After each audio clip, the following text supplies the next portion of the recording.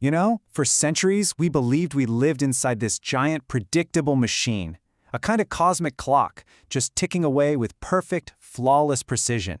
But what if that clock had a secret? What if, buried deep down inside its gears, there was a source of just infinite, untamable chaos? For more than 300 years, this was pretty much the question driving science. The idea was, if we could just know all the rules and the exact position of every single piece on the board, could we predict the future with absolute, total certainty? And for a really long time, the answer seemed to be a huge, resounding yes. Albert Einstein, of course, just captured this whole debate perfectly with this famous line. You've got two sides, right? On one, a universe governed by chance, by randomness, a god who plays dice. And on his side, a universe of absolute law, where every single effect has a clear, calculable cause. For a long time, Einstein's view was pretty much the only one that made any sense. So to really get why chaos theory was such a revolution, we first have to appreciate the beautiful, orderly world it completely turned upside down, the world of the Clockwork Universe. This idea, it wasn't born overnight. It was built piece by piece, right? You had Copernicus reordering the heavens. Then Galileo comes along and totally changes the question from asking about some divine purpose to just asking about the mechanics, how things work. But it was Isaac Newton who delivered the final, absolutely stunning revelation. Newton's message, it was absolutely electrifying at the time. He showed that the exact same mathematical laws that govern a planet's orbit around the sun also predicted a cannonball's flight through the air. All of a sudden, the universe wasn't some moody, unpredictable thing. It was a system, and its rules could actually be known. And this is where we get that powerful metaphor, the Clockwork Universe. The idea of a grand machine set in motion at the beginning of time whose future was, at least in principle, completely determined. It was the dream of perfect predictability. Okay, but there was a huge problem. This whole clockwork precision thing, it worked beautifully for the planets, sure, but it completely fell apart when you try to describe a blizzard, or the stock market, or even the drip of a faucet. And this led to a kind of split in the world of science. It's fascinating, really. It was almost like two different sciences for two different worlds.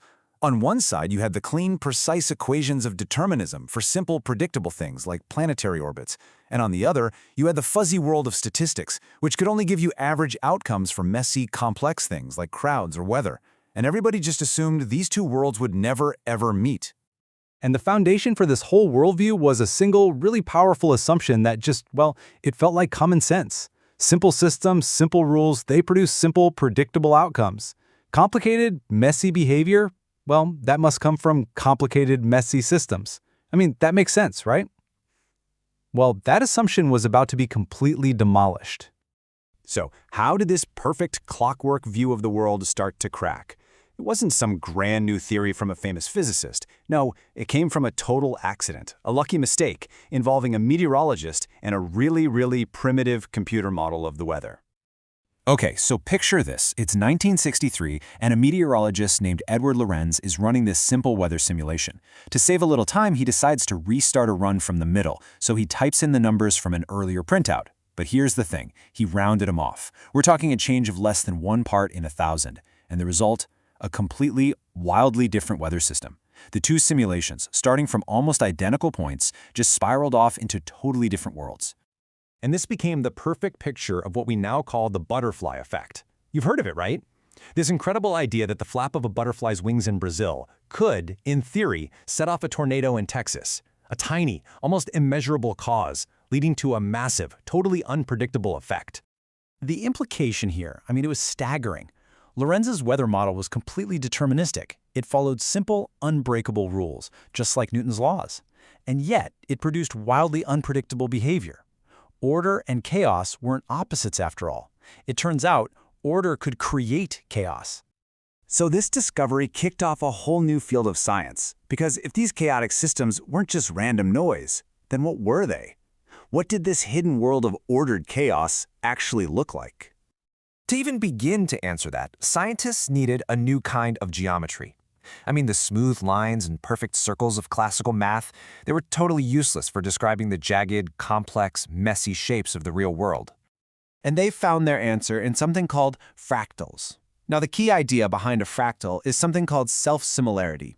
All that means is that if you zoom in on a tiny little piece of the shape, it looks just like the whole thing, only smaller. A coastline is the perfect natural example of this. You look at it from a satellite and it's this jagged, complex line.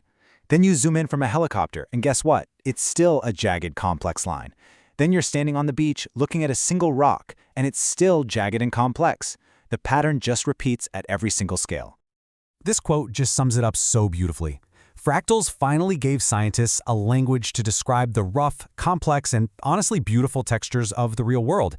From clouds and mountains all the way down to the branching of our own blood vessels. Now, the discovery of chaos and the geometry of fractals, this wasn't just some neat mathematical curiosity. No, it fundamentally changed how we see the world and our place in it.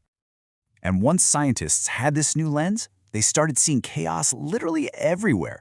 It helps explain the boom and bust cycles of animal populations. It turns out that the healthy, irregular patterns of our own heartbeats are chaotic. It even shows up in the structure of our solar system and the wild swings of the stock market. It's like this universal toolkit for understanding complexity. But here's where it gets truly strange. As scientists studied all these completely different chaotic systems, they discovered this new, deeper kind of order hiding within the chaos. This number, Feigenbaum's constant, it just started showing up again and again and again. It mysteriously appears in the transition to chaos in countless different systems. It doesn't matter if you're looking at a dripping faucet, an electronic circuit, or a biological system. It seems to be some kind of universal law that governs the very start of chaos itself. So, this whole journey has taken us from a universe we imagined as a perfect, predictable clock, all the way to one that seems infinitely creative, complex, and at its heart, fundamentally unpredictable. And it forces us to ask this profound new question. If the simplest rules can generate endless, untamable complexity, what are the true limits of our knowledge? And what can we ever really hope to truly predict?